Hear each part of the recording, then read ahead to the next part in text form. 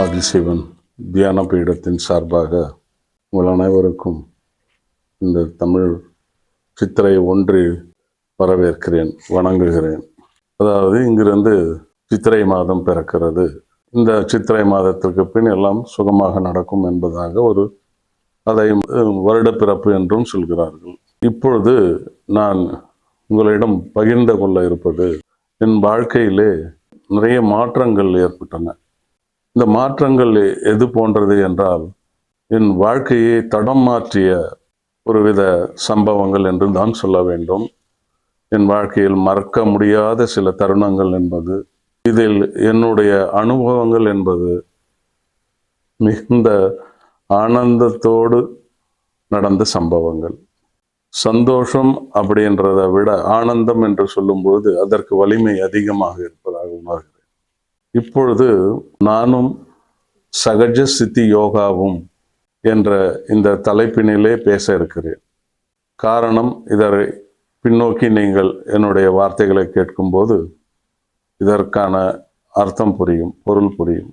நான் வெகு வருடங்களாக, சுமார் 20 வருடங்களாக சைனஸ் என்ற நோயால் பீடிக்கப்பட்டிருந்தேன்.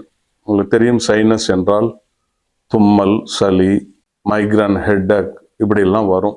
இதை எல்லாத்தையும் சமாளித்து கொண்டுதான் என்னுடைய 24-25 வருட வாழ்க்கை சென்று கொண்டிருந்தது.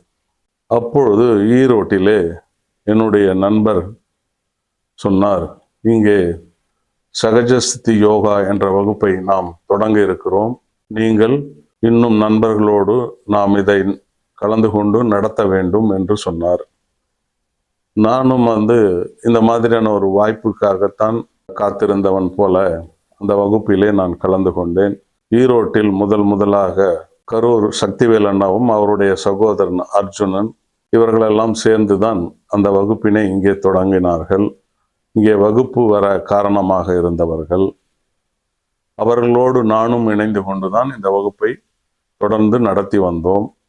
முதலிலே நான் அந்த வகுப்பு பார்த்தீங்கன்னா ஒரு குடோனில் தான் தொடங்கினோம். காரணம், அப்பொழுது கல்யாண மண்டபங்கள் எதுவும் சரியான முறையில் அமையாததனால் ஒரு குடோனில் அது தொடங்கப்பட்டது. தொடக்க நாள் காலையில் அது எந்த மாதிரி என்றால் 3 வகுப்புகளாக பிரித்து நடத்தினார்கள். காலை 6 to 9, மறுபடியும் 10:30 to 1, 10 மணி to 1, அதற்கு பிறகு மாலை 6 to 9 இப்படியாக நடத்தப்பட்டது. நான் காலை வகுப்பில் தான் இணைந்து கொண்டேன் என்று நினைக்கிறேன். அப்பொழுது முதலாக அங்கே செல்லும் பொழுது ஒருவர் கொஞ்சம் தாடியோட, வேட்டி ஜுப்பா அணிந்து கொண்டு ஒருவர்களுடைய காலணிகளை ஒரு ஓரமாக வரிசை கிரமமாக அதை அடுக்கி வைத்து கொண்டிருந்தார். நான் ஒரு குருவினுடைய சிஷ்யனாட்டு இருக்குது இவர் அப்படின்னு நினச்சிக்கிட்டு உள்ள போய் உட்காந்து எல்லாம் பார்க்கும்போது அந்த குருவின் இருக்கையிலே இவர் அமர்ந்தார். என்னடா இது, இவர் தான் யோகா குருவா என்று நினைக்கும் போது எனக்குள் ஒரு பெரிய மாற்றம் வந்தது. அந்த நிமிடமே நான் தேடிக்கொண்டிருந்த குரு இவர்தான் என்ற ஒரு நிலை எனக்குள் ஏற்பட்டது. அந்த நேரத்திலே நான் ஏதோ என்னை ஒரு மாற்றத்திற்கு உள்ளாக்கியது. பிறகு வகுப்புகள் நடந்து வந்தன. ஒவ்வொரு வகுப்புகளும் பயிற்சிகளும் 13 நாட்கள் நடந்து முடிந்தது. அந்த 13 நாட்கள் நான் செய்த பயிற்சியிலே என்னுடைய ஈஸ்னோஃபிலியா நோயும், இந்த தலைவலி, அதாவது இந்த ஹெட்டேக் என்பது சுத்தமாக அறவே நின்று போய்விட்டது. மைக்ரேன் என்று சொல்லக்கூடிய அந்த தலைவலி, அதிலிருந்து எந்த மாத்திரைகளும் மருந்துகளுமோ அல்லது மருத்துவரிடமோ சென்றதில்லை.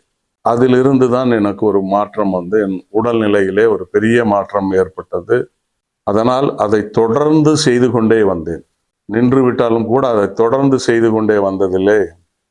மேலும் இருக்கக்கூடிய உயர் வகுப்புகளிலே நாம் சென்று பயிற்சி எடுக்க வேண்டும் என்ற ஆவலை தூண்டியது. அப்பொழுதெல்லாம் இவர் ஜக்கி வாசுதேவ் என்ற இந்த குரு அதிகமாக தமிழில் பேச மாட்டார். தமிழ் அதிகமாக வராது. கொஞ்சம் தமிழும் கொஞ்சம் ஆங்கிலமும் கலந்து பேசுவார். ஏதேனும் புரியவில்லை என்றால் ஆங்கிலத்திலே அவர் சொல்லும் பொழுது அதை திருப்பூர் சாமிநாதன் என்பவர் அதை தமிழில் மொழிபெயர்த்து சொல்வார். ஆனாலும் அவர் பேசிய ஆங்கிலமும் எனக்கு நன்றாகவே புரிந்தது. அந்த அளவுக்கு எளிமையாகவும் அதே நேரத்தில் மிக ஆழமாகவும் பேசுவார். அவரோடு அப்பொழுதிலிருந்தே நான் அதில் மிகுந்த ஈடுபாடு கொண்டதினாலே அந்த வகுப்புகளை எடுத்து நடத்தும் அளவுக்கு நானும் அவர்களோடு சேர்ந்து ஒத்துழைத்து அந்த வகுப்புகளை கொண்டு சென்றோம். அப்பொழுது என்னோடு கலந்து கொண்டவர்கள் அத்தனை பேருமே மிகுந்த ஈடுபாடோடு அந்த வகுப்புகள் நடக்க உதவி புரிந்தார்கள். இந்த வகுப்பு நடக்கும் காலத்திலே எங்களுக்கு மிகவும் தேவையானவைகளை செய்து கொடுக்கவும் வாலண்டியர்ஸ், தன்னார்வலர்களாக அப்பொழுது வந்தவர்கள் திருப்பூரிலிருந்தும் கோவையிலிருந்தும் கரூரிலிருந்தும் வந்திருந்தார்கள். அதிலே எனக்கு மிகுந்த சொல்லணும் என்றால் அட்டாச்மெண்ட் அது அப்படின்னு சொல்லலாம்.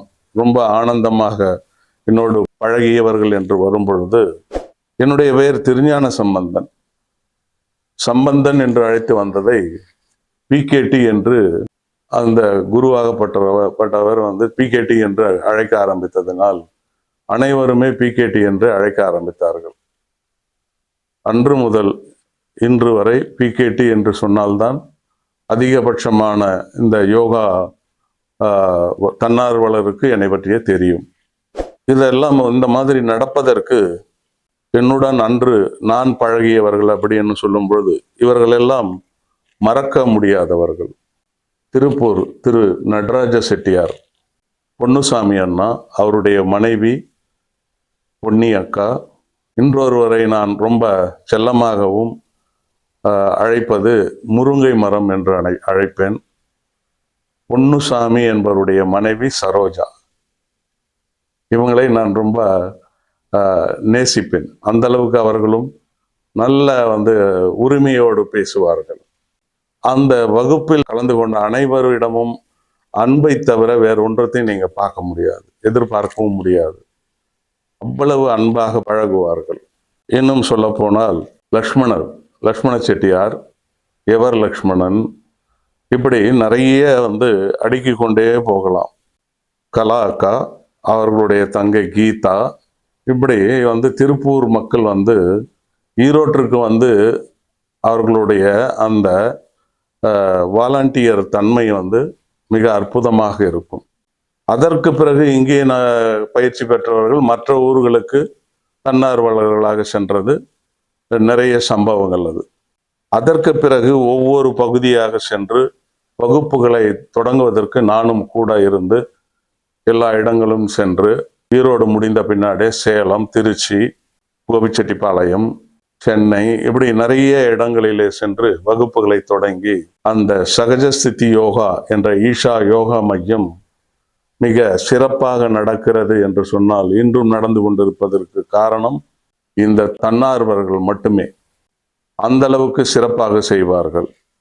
ஈரோட்டிலே எடுத்துக்கொண்டால் திரு சதாசிவம் அவர்கள், திரு ராஜ்குமார் அவர்கள், திருமதி கலைவாணி அவர்கள், சாரதாம்பாள், இன்னும் சொல்லப்போனால் சுப்பிரமணி என்பவர், நடராஜ் என்பவர்கள், அவர்கள் இருவரும் சகலைகள், இப்படியாக நிறைய பேர் இந்த யோகா நடப்பதற்கு அவர்களோடு நானும் என்னோடு அவர்களுமாக இந்த ஸ்டேட் வங்கியிலே வேலை செய்து கொண்டிருந்த விஜயகுமார் என்பவரும், இன்னும் சில பஞ்சாப் நேஷனல் வங்கியிலே வேலை செய்து கொண்டிருந்த திரு கேசவன் என்பவர், இப்படி இவர்களுடைய இந்த உழைப்பு அப்படின்னு சொல்லும்போது குணா என்கிற குணசுந்தரி, பெண்களிலே நிறைய பேர், ஜெயந்தி மிஸ்ன்னு சொல்லுவோம், இப்படியெல்லாம் நிறைய பேர் ஆசிரியர்களும் இது வளர கூட இருந்து வேலை செய்தார்கள்.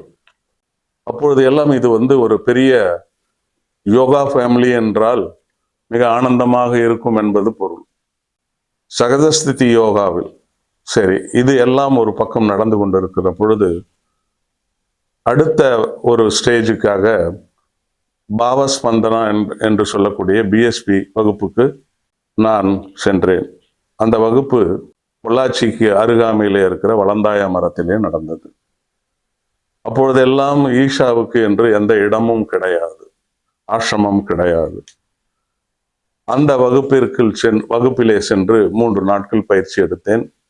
இந்த அன்பு என்கிற தன்மை மிக ஆணித்தரமாக உணர்த்தியது. என் உடலோடு இந்த உயிரோடும் ஒன்றி போகிற அளவுக்கு அந்த வகுப்புகள் நடந்தது. இப்படியாக என்னுடைய இந்த பயணம் தொடர்ந்து கொண்டே இருந்தது அவருடன். அப்பொழுது அவருடன் நான் நிறைய இடங்களுக்கும் சென்று இருக்கிறேன். இந்த வகுப்புகள் அனைத்துமே எப்படி நமக்கு ஒரு வளர்ச்சிக்கு உதவியது என்பதற்கு நிறைய சான்றுகளை சொல்லலாம். ஆனால் சில விஷயங்கள் சொன்னால் புரியாது, அதனால் நான் சொல்வதில்லை.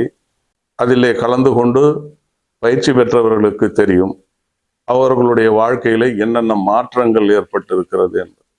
அதாவது நம்முடைய வாழ்க்கையிலே முக்கியமாக என்னென்ன தேவையோ அதை நாம் உள்ளபூர்வமாக அவைகளை தெரிந்து கொள்வதினால், அனுபவத்திலே கொண்டு வருவதினால் நம் வாழ்க்கையினுடைய சிறப்பே வேறு மாதிரியாக செல்கிறது. அதுவரை வாழ்ந்த வாழ்க்கைக்கு அர்த்தமற்றதாகவும் இப்பொழுது வாழ்ந்து வருகின்ற இந்த வாழ்க்கைக்கு அர்த்தமுள்ளதாகவும் இருக்கிறது. நான் எங்கு சென்றாலுமே உண்மையிலே ரொம்ப சந்தோஷமாக ரொம்பவே சிரிப்பேன். நிறைய பேர் சொல்லுவாங்க, அண்ணா உங்களுக்கு கோபம் வராதா அப்படின்னு சொல்லுவாங்க. ஆனா எங்க வீட்டிலெல்லாம் என் சகோதரர்கள் இடத்திலெல்லாம் எனக்கு பெயர் என்னவென்றால் கோபக்காரன் என்று பெயர். ஆனால் அவர்களுடைய வெளி தோற்றம், என்னை பார்க்கும் தோற்றம், அது என் நேச்சர் அப்படிங்கிறது சிரித்து கொண்டே இருப்பதுதான்.